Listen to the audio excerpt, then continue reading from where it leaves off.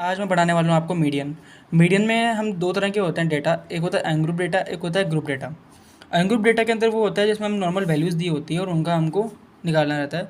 Even रहता है, odd रहती है, उस हिसाब से हम उसमें चीज़ें लगाते हैं।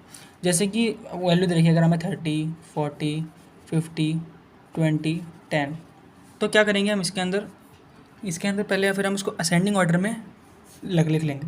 तो असेंडिंग ऑर्डर में लिखने के बाद क्या, 10 लिख लेंगे, फिर 20, फिर 30, फिर 40, फिर 50।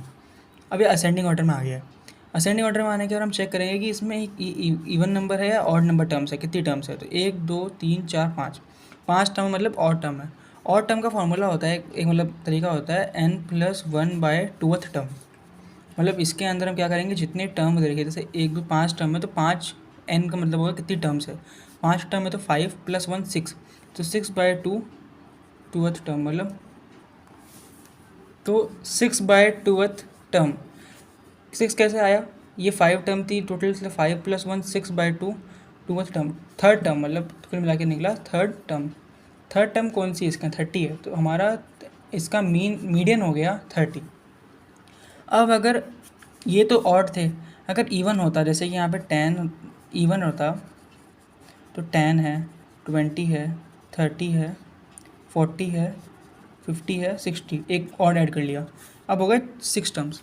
अब इन 6 टर्म्स का अगर हमें निकालना है मीडियन, तो हम कैसे निकालेंगे। इसका तरीका होता है n/2, n/2 + 1 का निकालेंगे, ठीक है। तो यहाँ पर जैसे देखो n कितने टोटल टर्म 6 है, तो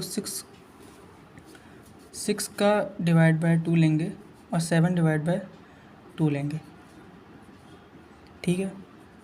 तो आता है थर्ड और फोर्थ टर्म, तो ये आएगा 30 टर्म और 40 टर्म, उनका हमको 30 और 40 का /2 लेना है। 70/2 मतलब आ रहा है 35, तो इसका मीडियम हो जाएगा 35।